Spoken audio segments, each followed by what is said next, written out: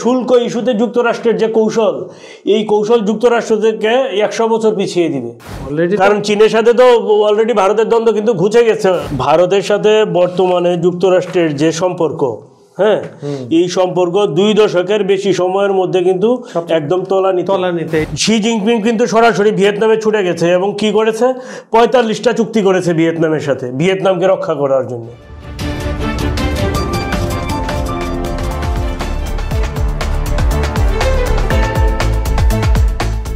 সুপ্রিয় দর্শক, বিশ্ব সংযোগে আপনাদের স্বাগতম। আপনাদের সঙ্গে রয়েছে আমি কাজল হায়দার, আর আমার সঙ্গে আজকে স্টুডিওতে রয়েছেন সিনিয়র সাংবাদিক বিশ্বজিৎ দত্ত ভৌমিক। বিশ্বদা, আমাদের অনুষ্ঠানে আপনাকে স্বাগতম। ধন্যবাদ। অনুষ্ঠান শুরু করার পূর্বে অনেকগুলো কমেন্টস এসেছে, আমি 3টা কমেন্টস পড়ছি যেহেতু আমাদের হাতে সময় খুব কম।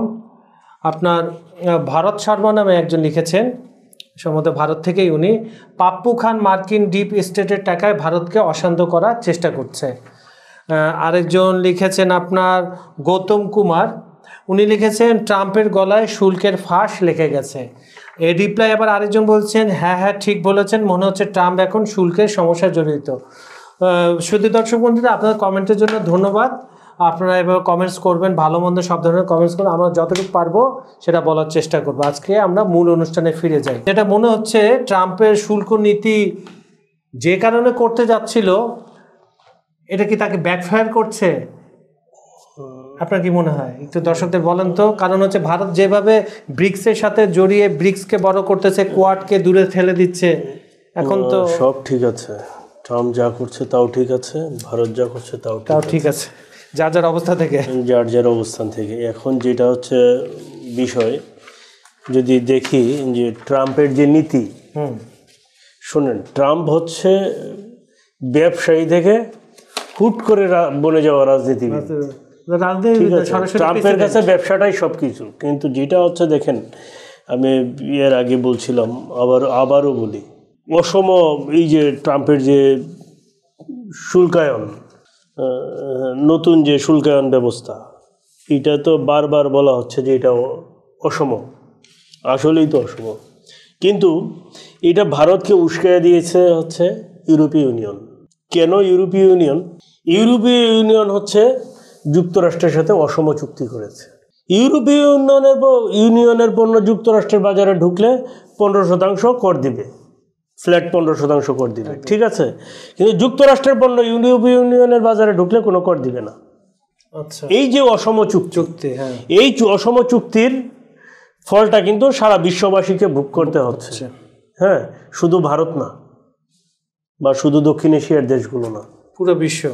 একই ঘটনা কিন্তু ভিয়েতনামের ক্ষেত্রেও হয়েছে। ভিয়েতনামের উপর কর আরোপ করেছিল 46%। তারপরে হচ্ছে এই অসম চুক্তি করে ভিয়েতনাম যে যুক্তরাষ্ট্রের পণ্য বিনা শুল্কে তাদের দেশে ঢুকতে দিবে, এই চুক্তি করে সেটা 20% নামিয়ে আনছে। কিন্তু যে শোনেন, আপনি যত যাই বলেন না কেন, এটা কিন্তু অস্বীকার করার কোনো সুযোগ নাই যে পৃথিবীর অন্যতম বৃহৎ অর্থনীতির দেশ ভারত। হ্যাঁ, বড় মার্কেট, বিশাল মার্কেট তাদের। প্রথম বিশ্বের শীর্ষ 5টা দেশের মধ্যে একটা তো ভারত। যদি আপনি এই 5টার মধ্যে ইউরোপীয় ইউনিয়নের কয়টা দেশ আছে আপনি নিজে বিশ্লেষণ করেন। ইউরোপীয় ইউনিয়নের দেশ কয়টা? একটা, সেটা হচ্ছে ফ্রান্স, জার্মানি। তো আর বাকি 4টাকে যুক্তরাষ্ট্র বাদই দিলাম। দ্বিতীয় হচ্ছে চীন, তৃতীয় জাপান, চতুর্থ ভারত। তো আপনি এখানে 3টা দেশই তো দেখেন আপনার এখানে, হ্যাঁ, তিনটা হচ্ছে এশিয়ার, ঠিক আছে। এখন আপনি যেটা হচ্ছে যে এত সহজে কি ভারত এটা মেনে নিবে? কারণ হচ্ছে কি, দেখেন, ট্রাম্প কিন্তু চিন্তা করছে, ব্যবসায়িক চিন্তা করেছে, সে কিন্তু তার কূটনীতিক চিন্তা করতে পারে নাই। কারণ কি, প্রফেশনাল পলিটিশিয়ান আর অ্যামেচার পলিটিশিয়ানের মধ্যে এটাই পার্থক্য। রাইট। আপনি দেখেন, কোয়াড তো নিরাপত্তার জোট। যদি ভারত যদি কোয়াডে শিথিল হয়ে যায়, তাহলে যুক্তরাষ্ট্রের দেখেন কি হয়, পূর্ব এশিয়ায় কি হবে, ওদের আপনার প্রাধান্য কমে যাবে। এটা তো স্বাভাবিক। তো কোয়াড কিসের জন্য গঠন করেছিল? চীনকে দুর্বল করার জন্য, জুনকে দুর্বল করা। আলটিমেটলি তাহলে কি কোয়াড তার যে অভিষ্ট লক্ষ্য অর্জন করার কথা সেইখান থেকে সরে গেল। এইবার আসেন Indo Pacific strategy. Indo Pacific স্ট্র্যাটেজিতে আপনি কি ভারতকে ফেলে দিতে পারবেন? অবশ্যই না, যেহেতু যুক্তরাষ্ট্র একটা চিন্তা করছে ইন্দো প্যাসিফিক স্ট্র্যাটেজি নিয়ে, যুক্তরাষ্ট্রের একটা চিন্তা আছে। সেই চিন্তার বলয়টা জানেন কি? এই কৌশলটা হচ্ছে বাংলাদেশ এবং মায়ানমার ঘিরে।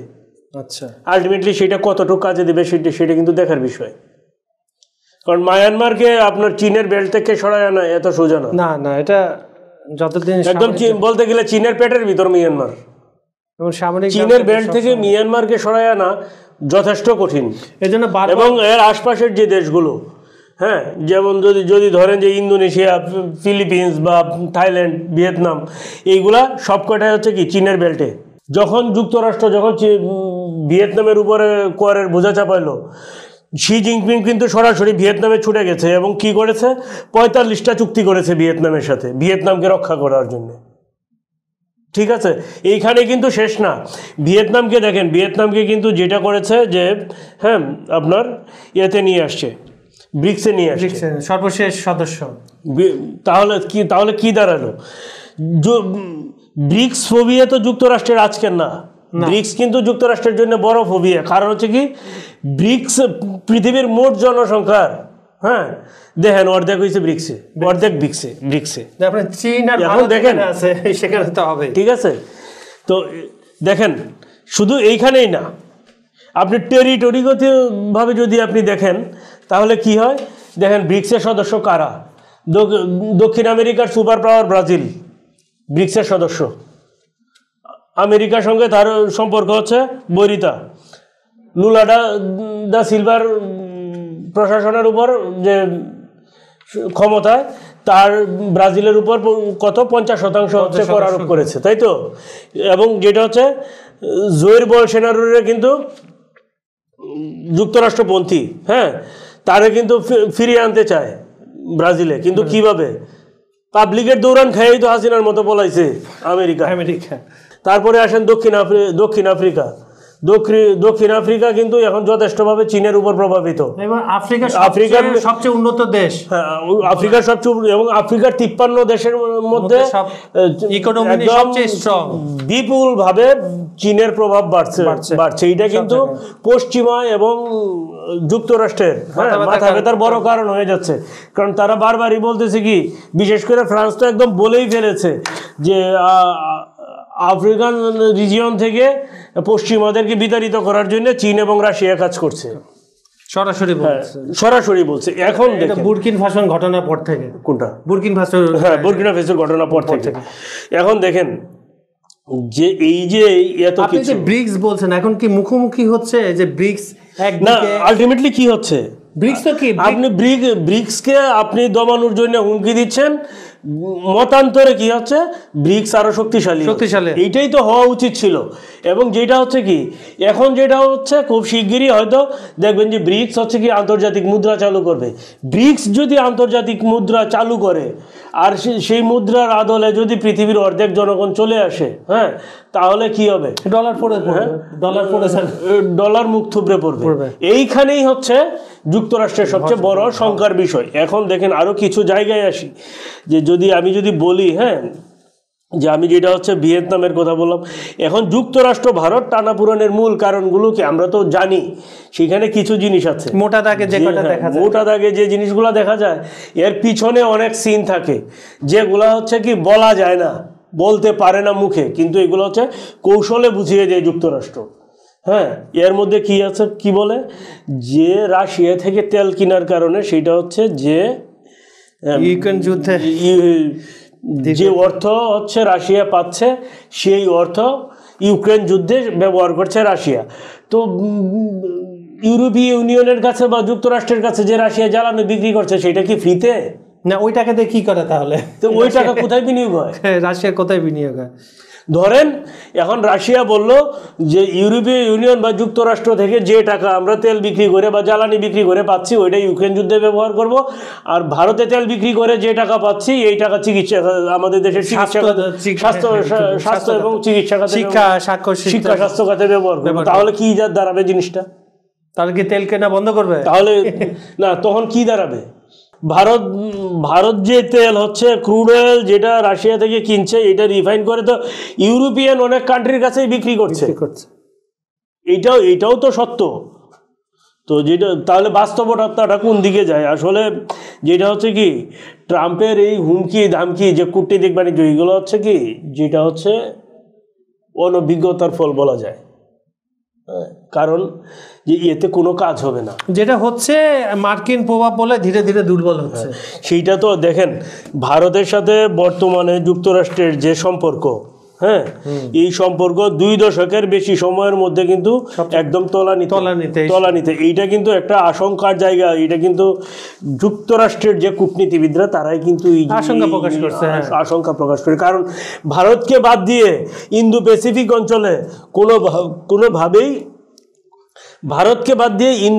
অঞ্চলে কোনোভাবেই হচ্ছে যুক্তরাষ্ট্র প্রভাব বিস্তার করতে পারবে না। সেটা বাংলাদেশের ঘাড়ে বা মিয়ানমারের ঘাড়ে যার ঘাড়েই বন্দুক রাখতে চাক, হ্যাঁ, বা পাকিস্তানের ঘাড়ে যার ঘাড়েই রাখতে চাক, বিষয়টা অনেক বেশি ডিফিকাল্ট।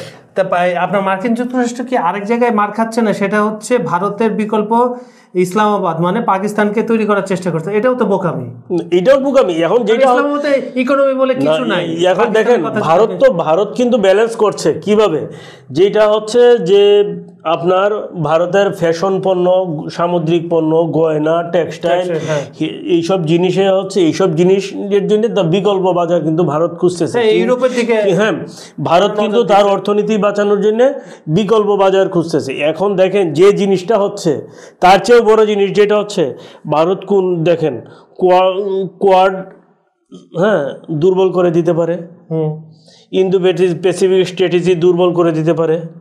হ্যাঁ, এখন দেখেন বিনিময়ে কি হইতে পারে, আপনার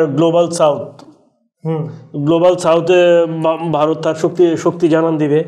ফলে যেটা হবে কি ভারত চীন রাশিয়া একজোটে চলে আসবে, এক বেল্টে চলে আসবে অলরেডি। কারণ চীনের সাথে তো অলরেডি ভারতের দ্বন্দ্ব কিন্তু ঘুচে গেছে অনেকটা মার্কিন যুক্তরাষ্ট্র ইস্যুতে। এই কাজটা কিন্তু যুক্তরাষ্ট্র করে দিয়েছে। নরেন্দ্র মোদীর যতটুকু করতে কঠিন হইতো ততটুকু সহজ করে দিল যুক্তরাষ্ট্র। তো এর জন্য কিন্তু নরেন্দ্র মোদী কিন্তু ট্রাম্পকে একটা ধন্যবাদ দেওয়া উচিত। হ্যাঁ, বড় সড় ধন্যবাদ উইথ ক্লেপস। এটা একটা। এখন দেখেন যদি হচ্ছে গ্লোবাল সাউথে যদি ভারত মনোযোগী হয়, যদি ব্রিক্সে যদি ভারত মনোযোগী হয়, বা ওই যে আপনার নতুন যে জোট হচ্ছে এই জোটগুলোতে যদি হয়, তাহলে কি দাঁড়াবে আলটিমেটলি আপনি দেখছেন? তখন যুক্তরাষ্ট্র কতটুকু ব্যাকফুটে পড়বে। সেটাই, এটা তো যুক্তরাষ্ট্র হচ্ছে যতটুকু ব্যাকফুটে পড়বে তা যুক্তরাষ্ট্র কখনো কল্পনাও করতে পারবে না যে এই ইস্যুতে, শুল্ক ইস্যুতে যুক্তরাষ্ট্রের যে কৌশল, এই কৌশল যুক্তরাষ্ট্র থেকে 100 বছর পিছিয়ে দিবে। একদম সোজা হিসাব। আমি একটা প্রশ্ন করি, আপনি শেষ করেন। সেটা হচ্ছে এই যুক্তরাষ্ট্র বা ট্রাম্পের কারণে মোদি তার হারানো যে জনপ্রিয়তা এটা মনে হচ্ছে ফিরে পাচ্ছে। আপনার কি মনে হয়? না, সেটা পাচ্ছে, কিন্তু এখন দেখেন দুইটা জিনিস। ভারত যে এই যে এর ফলে কিন্তু ভারত রাশিয়া আরো কাছাকাছি অঞ্চলে চলে যাচ্ছে। দেখেন যেমন SU-400 রক্ষণাবেক্ষণের যে চুক্তি, এটা কিন্তু রাশিয়ার সাথে ভারত করেছে, যদিও এইটার উপরে নিষেধাজ্ঞা আছে কার? যুক্তরাষ্ট্রের। এখন দেখেন যে রাশিয়ার উপর এখন সর্বশেষ ট্রাম্প প্রশাসন বলতেছে যদি ইউক্রেন যুদ্ধ না থামে রাশিয়ার উপর কি অর্থনৈতিক যুদ্ধ। আর রাশিয়ার রিজার্ভ এবং গোল্ড এই দুইটার উপর তো ইউরোপীয় ইউনিয়ন এবং যুক্তরাষ্ট্র নিষেধাজ্ঞা দিয়েই রেখেছে। নতুন করে আর কি দিবে? রাশিয়া তো এটাকে বাদ দিয়েই রাশিয়া হিসাব করছে। আপনার ল্যাপটপ গত পরশুদিন বললো না যে আমরা অভ্যস্ত হয়ে গেছি, আমাদের আর এগুলো এফেক্ট করে না। ডেফিনেটলি বিকল্প বাজার তারা বের করে নিয়েছে। আমার কাছে আপনার 1 মিনিটের শেষ প্রশ্ন হচ্ছে, এখন এই ক্ষেত্রে কি ট্রাম্প খুব দ্রুত নতি স্বীকার করবে কিনা বা একটু নরম হবে কিনা, বা না অলরেডি নরম হওয়া শুরু করেছে, এটা বলে আমরা বিদায় নেব আজকে। অলরেডি নরম হওয়া শুরু করেছে জিনিসটা বলা যাবে না, কারণ হচ্ছে কি ওই যে আপনার 31 তারিখ থেকে যে চীনের সম্মেলন শুরু হচ্ছে, হ্যাঁ সেই সম্মেলনে তো হচ্ছে আপনার 20টার বেশি দেশ যাবে। সেইখানে হচ্ছে ভারতের প্রধানমন্ত্রী থাকবে, রুশ প্রেসিডেন্ট থাকবে, চীনের প্রেসিডেন্ট থাকবে। এই জিনিসটাকে নিবিড়ভাবে পর্যবেক্ষণ করছে যুক্তরাষ্ট্র।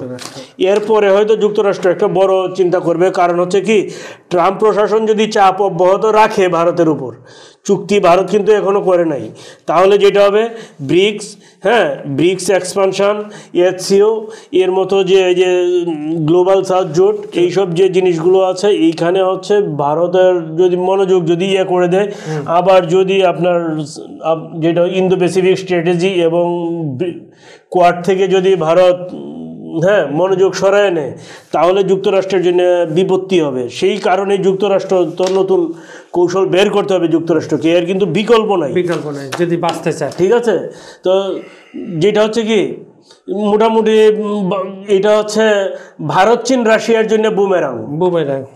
হ্যাঁ, কিন্তু যুক্তরাষ্ট্র কিন্তু ফাঁদে পড়ে যাওয়ার চান্স আছে একদম 100%।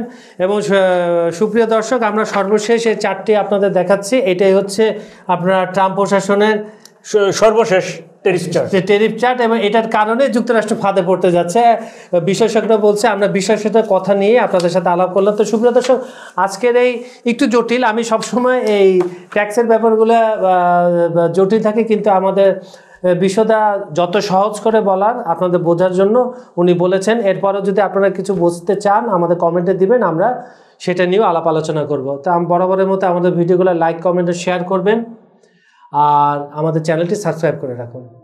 সবাইকে ধন্যবাদ, ভালো থাকবেন।